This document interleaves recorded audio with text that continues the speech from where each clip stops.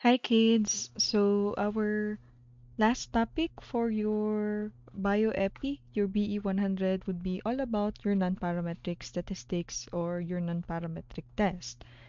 And for this video lecture, this will still be divided into two parts. And as you can see, this comprises only your unit 13. So wala na tong unit 14. Kaya di ba supposed to be, if you could still recall, that the submitted or posted rather posted Excel of your schedule napaunta siya unit 14, but then again upon checking on your reference book, non-parametric statistics only covers one chapter, so we will focus on that one. And the same with your other topics or previous topics. Instead of using your SPSS, which was supposed to be our main program or software for your statistics, biostatistics portion of this subject. So, uh, focus na lang punta sa inyuhang Excel, and in order to run your non-parametrics test, Megastat is needed. So I do hope that by this time around you already have that add-in, since again, you need that one to run your non-parametric test. And uh, since it is also or naamang pud tay laboratory activity that needs to be done. So for your objectives, this will be the following. First, we will state the advantages and disadvantages of your non-parametric methods. And then for the rest, so this is actually in terms of explaining how to test your hypothesis depending on what type of non-parametric test to be used.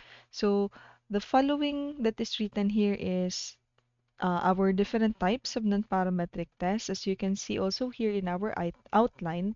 So we have your sign test, your Wilcoxon rank and sign rank, your Kruskal-Wallis, and then we have your Spearman rank. And additional lang din po, sa Unit 13 natin na topic, so we will add actually here your chi-square. Chi-square is actually a different chapter in our reference book, especially Blueman. So just check the overview of our lesson. There you will find what chapter chi-square is actually. And since this is an example of a non-parametric test, then we will include this one. So let us begin by gamay refreshing your memories about your two general types of statistical tests, and that would be your parametric and non-parametric test. Now, to deepen further your understanding about parametric and also to give you an introduction on what non-parametric is all about, this table already shows the summary as to what non-parametric is. And actually, everything that is placed here in the table, naamoy two main yun dire para makabalog yun mo kung parametric or non-parametric test ang inyuhang data. One is the assumed distribution, and second would be the type of data that you have. Now, for parametric test, it assumes a normal distribution, whereas your non-parametric test actually assumes na di siya normal or other or any assumed distribution other than normal. And then for the type of data, your parametric would have a ratio or interval. So I do hope you could still recall what is a ratio, what is interval, what is your ordinal and nominal, because for non-parametric, that would be ordinal or nominal. Now, the next thing that you need to recall, or to not recall rather, but to remember about the difference of parametric and non-parametric is that the central measure that they are also using is actually different. For parametric, we focus on the mean, but for your non-parametric, we focus on the median. And in terms of benefits, between parametric and non-parametric, actually mas efficient and mas powerful na tool inyuhang parametric.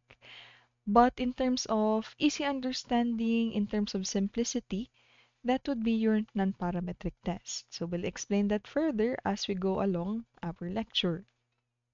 Now, uh, since we are talking about different tests here, di ba, daghan na kayo moong na-encounter na test sa parametric pa lang. Actually, mas gamay lang gani ni ang sa non-parametric as far as I could recall. The next question would be, what statistical test should I use? Once you have your data, so actually this is also very important since you will be having your research subject. Siyempre, naamoy i-gather na data, naamoy problem, naamoy hypothesis. So, how would you know what specific statistical test that you need to use in order to come up with the correct answer or correct conclusion and decision? Now, in terms of what statistical test you should use, you need to answer these three questions. One, what type of data do you have? Next, how many samples do you have? And lastly, what is the test supposed to do or what is the purpose of the test? Now, na-answer na nato ning what type of data. Diba? What type of data do you have? Again, this matters on the variables that are present in your research or your data or your research data. Now, whether or not if it is your independent or dependent variable, you need to identify if first if it is a qualitative or quantitative data. So if it is quantitative, try to check if it is interval or ratio, or if it is qualitative, check if it is a nominal or ordinal. Now, diri pa lang the level sa inyuhang schematic diagram, you will already have an idea as to what type of statistical test that you will use. Di ba na-mention nato kaganina na if it is an interval or ratio, then it is a parametric test. If it is nominal or ordinal, then that is your non-parametric. And basically, your non-parametric test is more on categorical data gyud siya. Next question, how many samples do you have? Now focus on this part in terms of this number of samples that you have. So it could either be one or two samples. So for the non-parametric test, if it is only one sample, then maybe kani ang imuha mga test na pwede gamiton. If it is two samples, then napatay next na tanawon ana. If it is an independent or paired or dependent sample, then you will have the following. So basig mangutana mo, ma'am, daghan pa man kayo og test under ang each. How will we pinpoint? Na kunwari, we know that it is a non-parametric test, then we have two samples and it is a paired sample. How will we know if we need to use the sign, Wilcoxon, this McNemar, or your chi-square? So that actually answers our third question, which is what is the purpose of the test? And this actually already summarizes as to what is the purpose of each of these tests and what are you trying to do with your data. Diba? Are you trying to compare one median to a specified value? So if it is a non-parametric test, then it would be safe to use your Wilcoxon sign rank. Or are you trying to compare two independent medians? Then if it is a non-parametric, then you use your Mann-Whitney. So this is already again the summary of what is the purpose of each of these tests.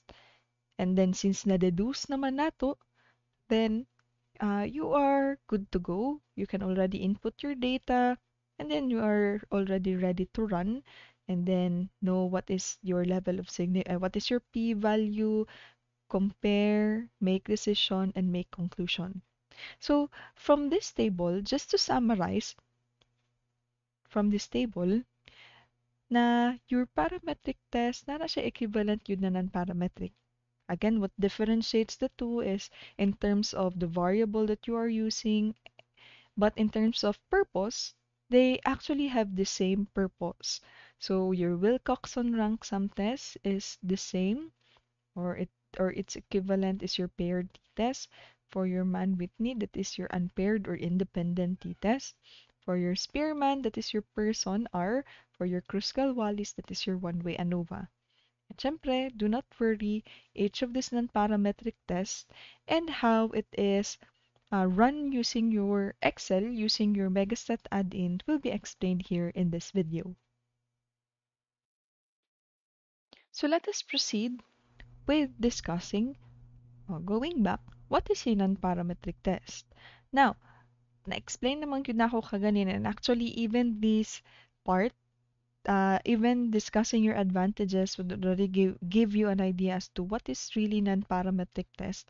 So let us proceed with the advantages and disadvantages as mentioned in your objectives. Now, the advantages of your non-parametric test, there are actually six. One, they can be used to test population parameters when the variable is not normally distributed. So, di ba, na-mention na ako ni kaganina na dili siya normally distributed unlike your parametric. Next, they can be used when the data are nominal or ordinal. They can be used to test hypotheses that do not involve population parameters. And in some cases, the computations are easier than those for the parametric counterparts.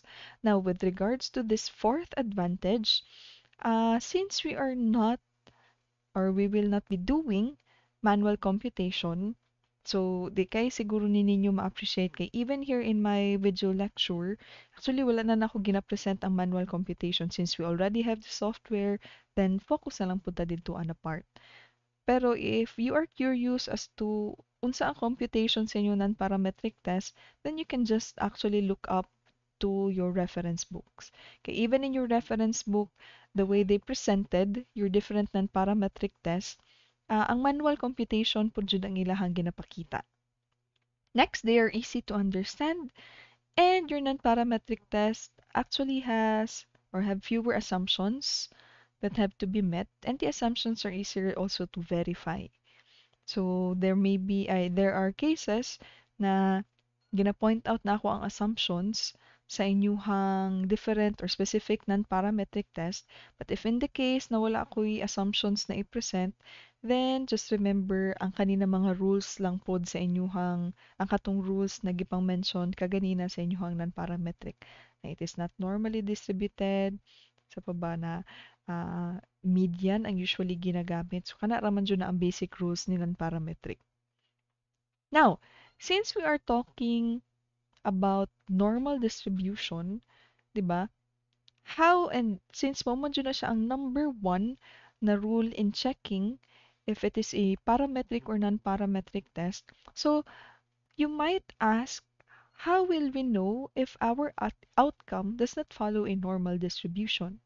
So to answer that one first, when your variables are ordinal or norm or nominal, next, when there are definite outliers, I think you already understand what do we mean by outlier, diba? This is a data point that differs significantly from other observations, meaning para makaingon ta og outlier, meaning nagtapok ang kaning inyuhang scores out of 10 items na lang sa 9 of 10 yan, ay isa na nag-1 lang. That is an outlier. And then when the outcome has clear limits of detection. So that is how we are going to know if it follows, if if it does not follow rather a normal distribution. So how about disadvantages?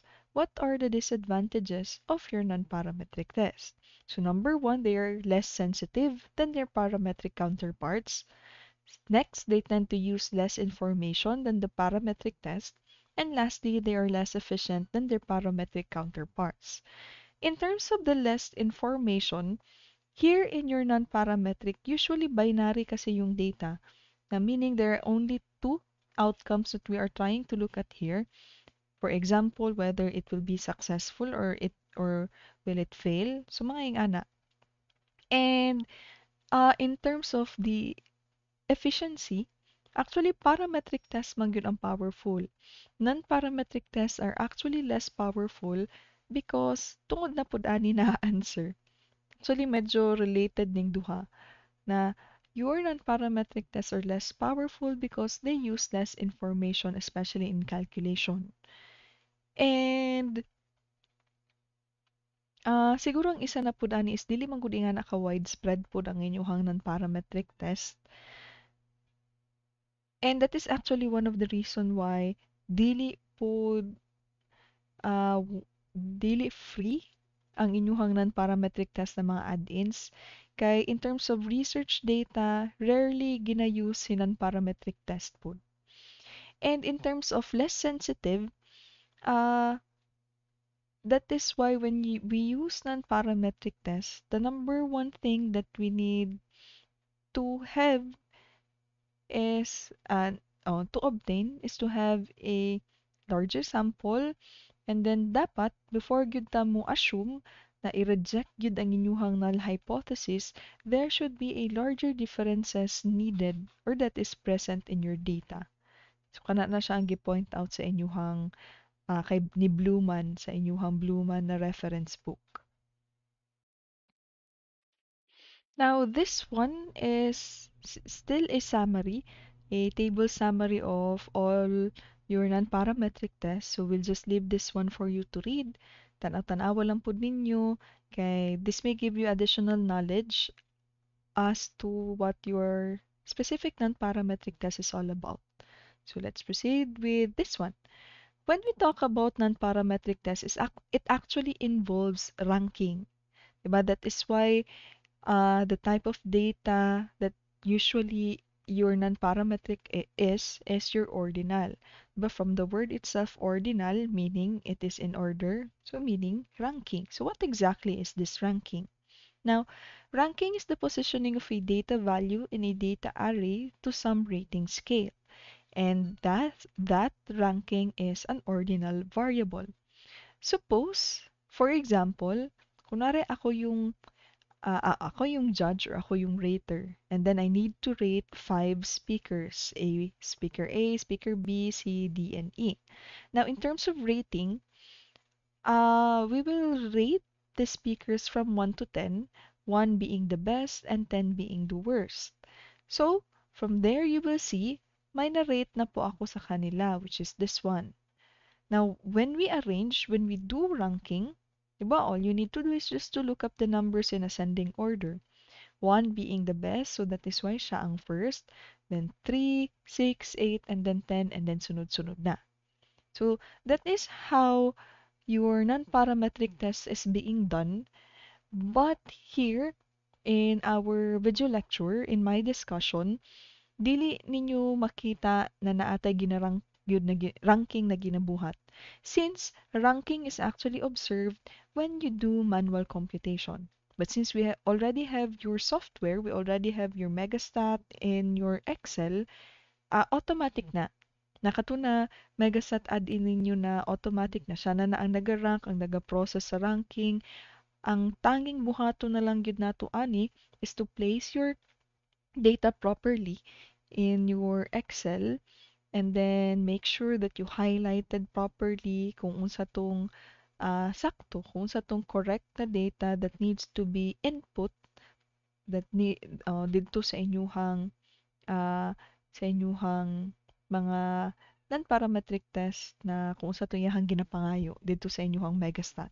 Sige lang, makita lang po na ninyo siya unya. So again, it's just as simple as that. So, this is not just in your non-parametric test.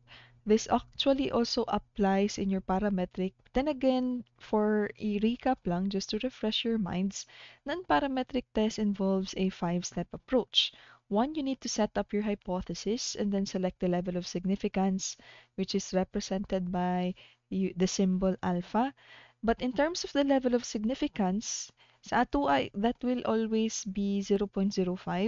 So assume a 5% of level of significance.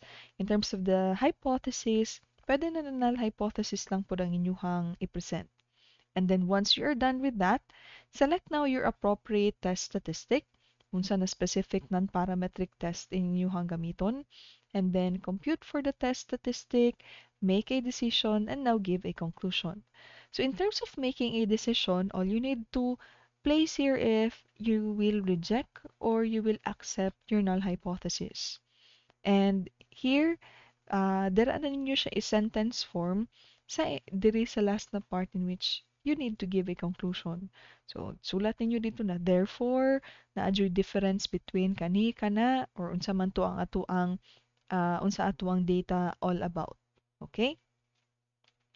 So, let us now begin discussing your different types of non-parametric test. And the simplest non-parametric test that we have is your single sample sign test. Now, why is your sign test called, or why is it the simplest non-parametric test? From the name itself, diba? From the name itself can is sign. It is the simplest non-parametric test since your sign test uses only a positive or negative signs. And from there, we could already check for whether to reject or accept your null hypothesis. So for you to understand better unsa ni na signs akong ginapasabot, let us proceed with the next. Now, your single sample sign test is a non-parametric version of one sample t-test. Now, it is used to test the value of a median for a specific sample, and that is why your single sample sign test can also be called as your one sample median test. Now, here, your single sample sign test, it checks whether or not there is a significant difference between our hypothesized median and the real median of a sample. And compare now the total number of observations less than or greater than the hypothesized value. So, kumbaga, kung atuan ni siyang layman's term, here in your single sample sign test, nalang mo'y isa ka sample. Kung mangutana mo, ma'am, kay kinsa man na nato i-compare dito sa population or sa inyuhang, sa population or real ninyo na median. So, para mas masabtan siya, let us take this one for example. So this is your snow cone sales. So let me just read the problem. A convenience store owner hypothesizes that the median number of snow cones she sells per day is 40, and then a random sample of 20 days yield the following data for the number of snow cones sold each day. So at alpha 0.05, that's the owner's hypothesis. Now, from there, nanadayin mo yung idea na, di ba, why is a simple na non-parametric test. 'Di ba? You only have one sample and then inyuha na siyang gina versus ani sa ihang gibanggit na median value which is 40.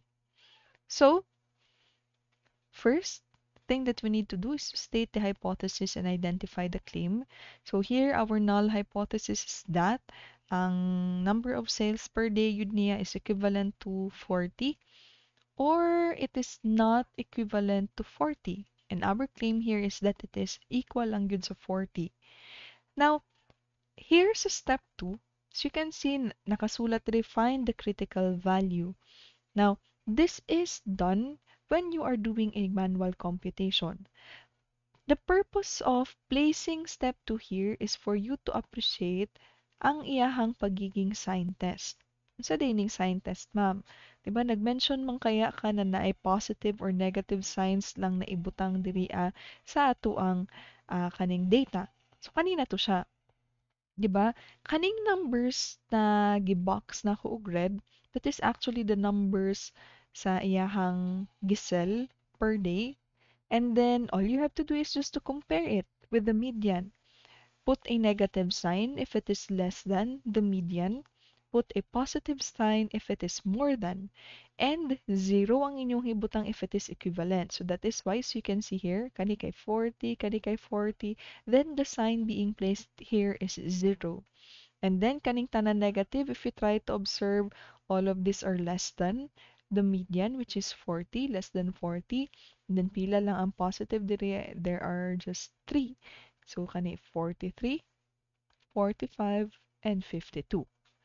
But then again, dili na ninyo ma-appreciate when we use your megastat since dili man na niya ipakita sa atua na ang kaning group of numbers having a positive and negative signs kinsa tong less than or greater than. Again, automatic na lang gyud ni ang atuang Excel, ang atuang megastat in giving us the p-value. So, how do we uh, do or how do we process sign test in your Excel megastat? Actually, ang inyo lamang yung tanawon diri kanina part is kaning sa number 2. Kaning number 3 in terms of typing and such, Depende na siya as to asa ninyo gi-place ang inyuhang data kay di man gyud na always na dapat naa gyud mo diba sa inyuhang cell A. Pwede man ninyo ibutang mas kinasa basta ang pinaka-importante diri is ah, tama inyuhang pagka-input yun dito sa inyuhang Megastat. Maskin pag ibutang na ninyo dito sa letter Z, dito sa pinakababa na cell number, walay problema as long as again tama ang na-input dito sa inyuhang Megastat. So you can see here, wala ko'y separate na video for the kaning unsaon ni siya mismo sa Excel. Actually, picture by picture na lang yun ni ang akong ginapakita kay I am having a difficulty trying to record na mag-switch ko from PowerPoint to Excel. I think the problem is maybe akong laptop mismo, so mangayo ko og sorry daan sa inyo ha. Then again, ako man po ning ibutang sa inyuhang kaning Excel na file nako kay para all you have to do na lang gyud is just to explore Megastat. So you do not need na transfer pa ang kung unsa ang nasulat nako diri na data or sa akong example. So ang inyuha is again explore na lang gyud mo dayon. So as you can see here, I placed my title here kung unsa ang problem all about. So, di ba, that was entitled Your Snow Cone Sales. And then, dara na to na ako gi-input ang katong 20 days na data as to the number of cells na iyahang ang snow cone sales niya per day. So, following this step-by-step process on how to perform your sign test, you will come up with this one. Bale, kalimot na ko og add kids. But then again, dara si Megastat na ako, you just click this one, and then click the non-parametric test, and then naamoy makita dira na sign test. And then, makita na dayon ni ninyo. So, mo ni siya kung ginamin. You need to input properly your data here in your Megastat. Mao na dili necessary na nagyud mo sa A1 to A20, pwede ninyo butang kay G, diriba mo sa J, sa as long as ang gi-highlight ninyo is kani jud ang inyuhang data. So highlight this one and then do not forget to place kani jud ang isa sa importante unsa day ito inyuhang hypothesized na mean, na median rather. And di ba from the example ang gi-hypothesize is actually the 40. So mo na you type in 40 here, then remain as is lang ni inyuhang alternative na not equal, then just press OK. So by the time that you will press OK, you will be led the answer or the computed values of your sign test will be placed in a different sheet, and you will actually see that ang nakasulat na title is output. So just like this one, so this will be your output. But in my sa mga next na ako na slides and for the next examples, ginakat na nako siya ha. Ginatapad na nako siya dayon sa inyuhang data kay para dali lang po ninyo makita. Then again, do not forget na lang na siya tanan-tanan ninyo na data ana or tanan-tanan gi-perform ninyo na test sa inyuhang diri sa ato ang video lecture that will be placed here in your output na sheet, separate na sheet. So, let us check. Now, as you can see here, as placed, there are 40. Your hypothesized value is 40. The median, the actual median is actually 36. Then, there are 15 data which is below the hypothesized value, 3 above, 2 equal, which is correct. Kaya di ba, as mentioned a while ago, medyo nakita, gi-point out man ako dito na naamoy tulo that is greater than your hypothesized value. And between these two, between your binomial and normal approximation, look at this one only, sa inyuhang binomial na part. So as you can see here, the p-value that is presented is 0.0075. And remember our rule, if it is less than 0.05, then we need to reject your null hypothesis. And since our p-value here, which is 0.0075 is less than 0.05, then in short, reject we need to reject our null hypothesis. And di ba unsa to atong null hypothesis? That our actual median is equivalent to 40. And if you try to look at it, diba nakasulat diri oh, it is actually 36. So that is why reject. Okay? Now we proceed with our next, which is the Wilcoxon test. And Wilcoxon test is actually divided into two. But before that, Wilcoxon test uh, consider differences in magnitudes by using rank. And there are actually two types of Wilcoxon test. So you have your Wilcoxon rank sum test and your Wilcoxon signed rank test. Again, these are different. These are two types. The first one is rank sum. The second one is your signed rank. Another difference, to differentiate this further, other than the names, Wilcoxon rank sum test is for independent samples, while your Wilcoxon signed rank test is for your dependent samples. But both tests are actually used to compare distributions. Now, the assumption of your Wilcoxon test is that the population of differences actually has a symmetric distribution. So, before we proceed with discussing your rank sum test and your signed rank test, let me just explain first what are these independent and dependent samples para mas masabtan ninyo ang difference yun niya. Kay di ba, dapat biya masabtan yun ninyo ang data, so dapat masabtan po ninyo unsa ning moingon tag independent ug dependent na sample. Now consider a drug company na kunwari ang gusto nila is to test the effectiveness sa katong new drug na ilahang na-create. And this drug is claimed to reduce blood pressure. So, pwede nila i-collect actually ang data in two ways. So, this is the first way. Before giving the drug, we need to get the blood pressure of your patient before taking the drug. And then, after taking the blood pressure, inom siya. And then, after a certain period of time, check na po nato balik ang ang iyahang blood pressure. Now, from this, kani pa lang, before and after the same individual, then this is actually an example of a dependent na sample. Because when we say dependent, meaning, ang kaning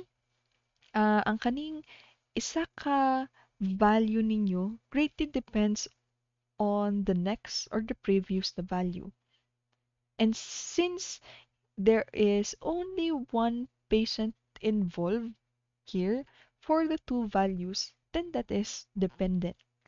So, unsaon di ay karon ma'am kung independent siya, what will happen? This is the second way of collecting your data. You need to have two different individuals or two different groups. One will be taking the active drug and the other will be just taking the placebo. So both will take the drug and then both will be measured. I-check na to ang iyahang blood pressure after. Now, as you can see here, this is an example of an independent sample since since two samples are, kumbaga, since these samples are taken by two different individual and the value that we have does not affect the other one. Di ba nakuha to siya? Na since lahi-lahi man ni na grupo, lahi-lahi po ang values na atong makuha and katong values na atong makuha, dili actually maka-affect dito sa isa ka grupo. So, ang ato lang jud buhaton ani is, then just compare. Diba? So you can see pareho na ay comparison na ginabuhat. But then again, in a matter of collecting and giving and testing the effectiveness, nagmatter siya. Kaya ang isa independent, ang isa dependent. So I hope nakuha ninyo ang akong pagka-explain sa iya ha. Okay? If there are questions again, do not hesitate to post on our content forum.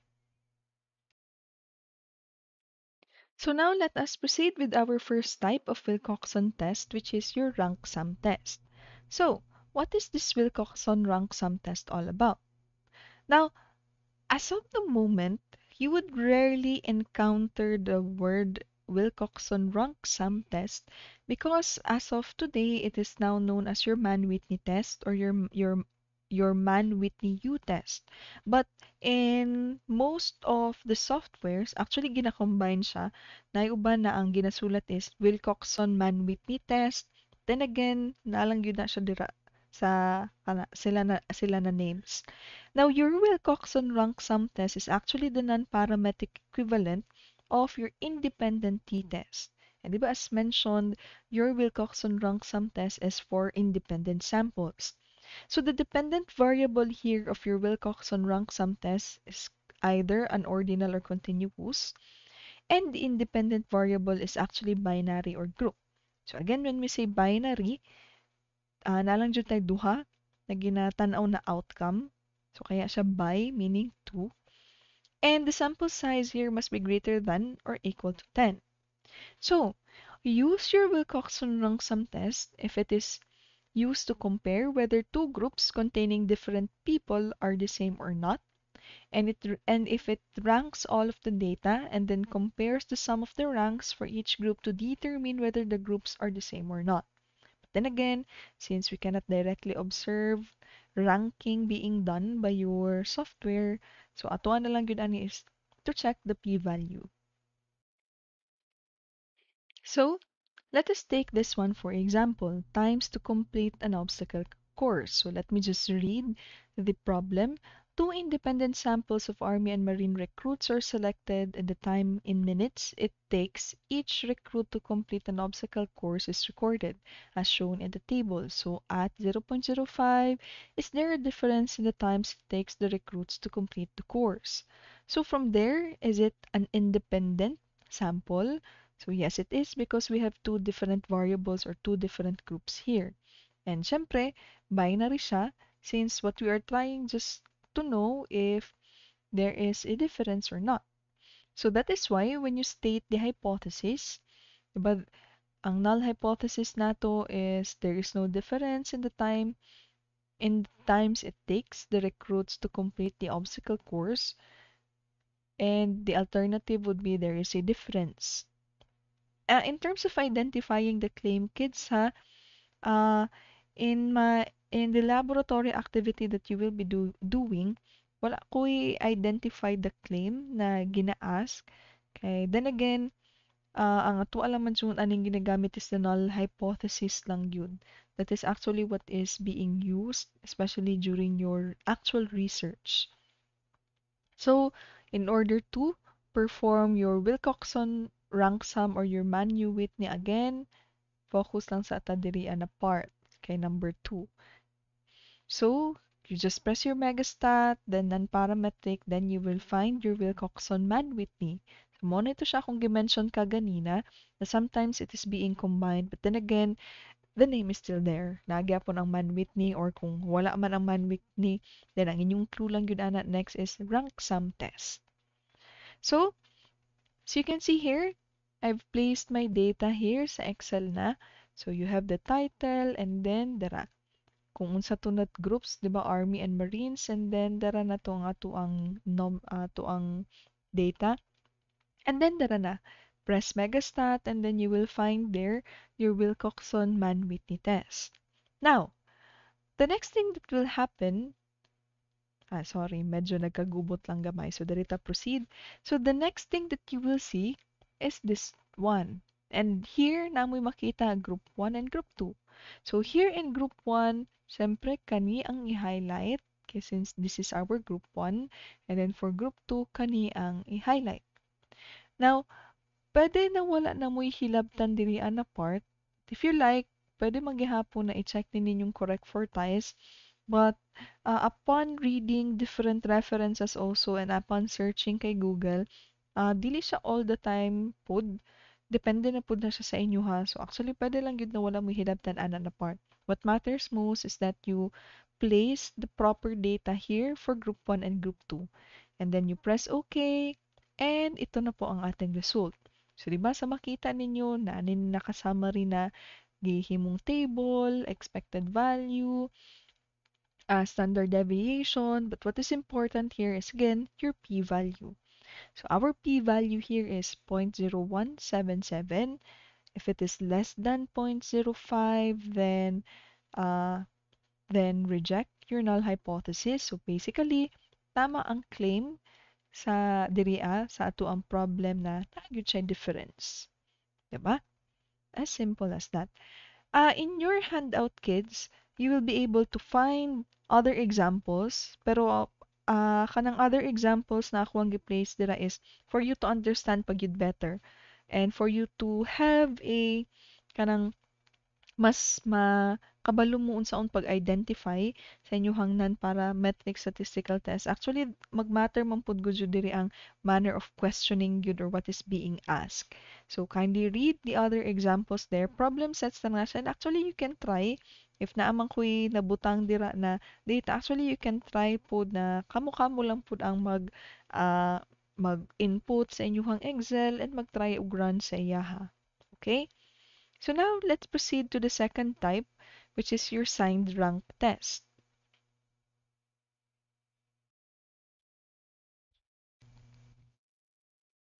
Now, your Wilcoxon signed rank test is actually ang iyahang non-parametric equivalent is your paired t-test. So, di ba, as mentioned, it is for dependent samples. Now, when the samples are dependent, as they would be in a before and after test using the same subjects. Dali i-point out ang mga dependent na sample kids kay usually ang i-present yun ana niya is before and after or na ay same na group and then duha ang values na inyong makita. So the dependent variable here could either be ordinal or continuous, and then the independent variable is binary, wherein na ay certain time or condition, or related or matched pair sila. Now, when we say binary na na ay certain time or condition, mura lang po din siya katong akong example kaganina na 'di ba after a certain period of time kuhaan na pud ninyo sila or kung kunwari blood collection then after siguro after a day kuhaan na pud ninyo sila og dugo or naay mga certain conditions na dapat i-met, so that is what is your Wilcoxon sign rank test is all about. So, use your Wilcoxon sign rank test to compare two related, 'di ba? Kaya nga nakalagay po dito in your independent variable, they should be related or matched. Two related samples match samples or repeated measurements on a single sample to assess whether their population mean rank differ. So let us consider this example about shoplifting incidents. Sorry for that. Now, in a large department store, the owner wishes to see whether the number of shoplifting incidents per day will change if the number of uniformed security officers is doubled. A sample of 7 days before security is increased and 7 days after the increase shows the number of shoplifting incidents. So, as you can see here, di ba, before and after ni siya. And 'di ba? And naatay time or condition diri na dapat i-met. 7 days before and 7 days after. And Monday, Tuesday, and then you have the data, and then our level of significance is 0.05. So what will be our hypothesis here? There is no difference in the number of shoplifting incidents before and after the increase in security. The increase in security. So, uh, kay Bluman na book, wala siya actually gi-present as to how you are going to place or input your data using your Wilcoxon signed rank test, but actually it is just similar with your rank SAM. Just make sure that the one that you click is your Wilcoxon signed rank, which is just below your Man-Whitney. So as you can see here, I already have my data inputted here. So daratong before, after, then title, and then katong days. And then after clicking your Wilcoxon signed rank test, ito po yung mag-appear. Di ba? As you can see, it is actually just the same with your rank sum. You need to place your group 1 and your group 2. So here, ako ang group 1 is the before, ako ang group 2 is the after. And then I actually check for both. Then here, ayaw na siya hilabta, still not equal ang gihapon na siya. Once you press or hit enter or okay, so ito po yung makikita nyo na sa inyong output. You see here the variables before, after, And then here, 25 sum of positive ranks, 3 sum of negative ranks. And di ba? Naay ranking yun nagibuhat diri but then again, di lang yun yung ma-appreciate kay wala man ta nag-manual. Nagipakita yun na kinsa ang first, kinsa ang second. In our Excel, by using your Megastat, automatic na. So, pinaka-importante man yun diri is the p-value. And our p-value here is 0.0411. Is it less than 0.5? Uh, uh, uh, 0.05? Then yes. Then reject. So, tama ang claim that there is a difference. Diba? O, diba? Easy to understood, dali lang ang process. Since wala naman talaga buhat og manual na computation for this one.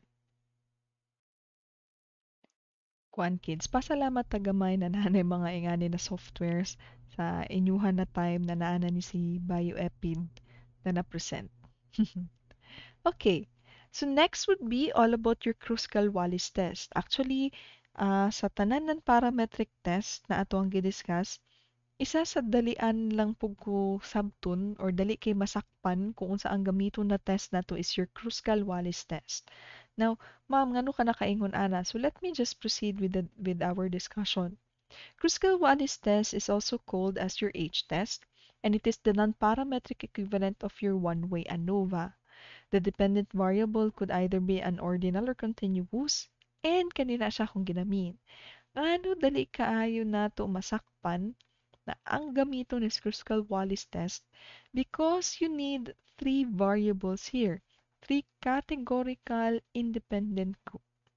The rest, di ba, if napansin ninyo pud kaganina sa katong schematic diagram na ako ang gi-present in terms of as answering the question how many samples, wala nakita si Kruskal-Wallis. Di ba, wala pud na present si ANOVA since katong na-present lang man ako isang common which is one or two sample. If 3 na siya, then wala mo'y laing answer niya kung non-parametric pag yun, that will already be your Kruskal-Wallis test. So the distributions do not have to be normal and the variances do not have to be equal. Now, why did I mention this again? We all know that the distribution need not to be normal.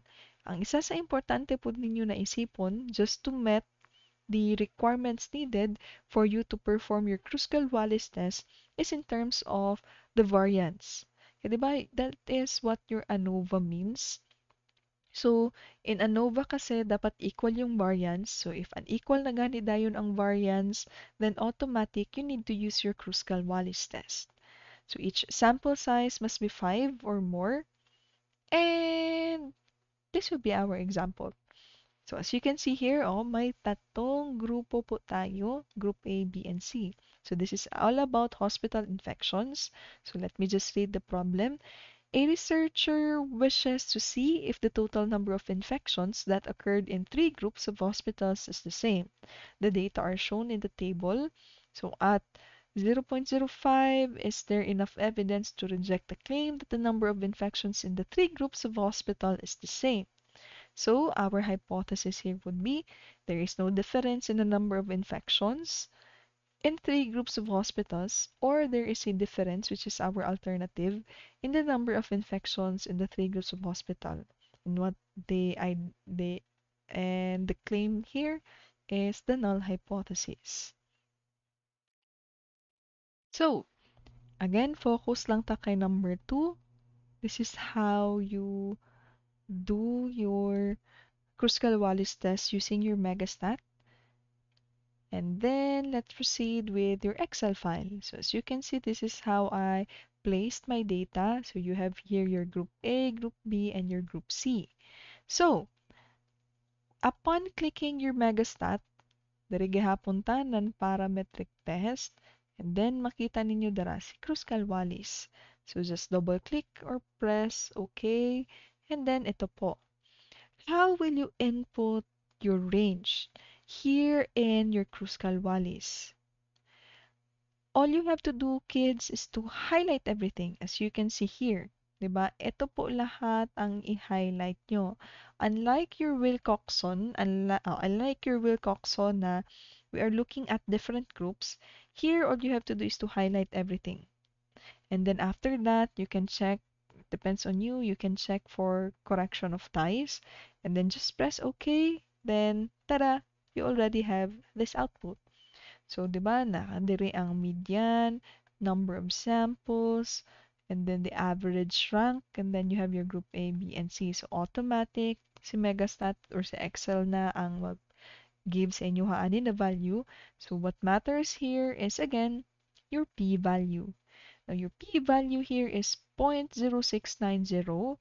So, and it is greater than our level of significance, which is zero point zero 0.05.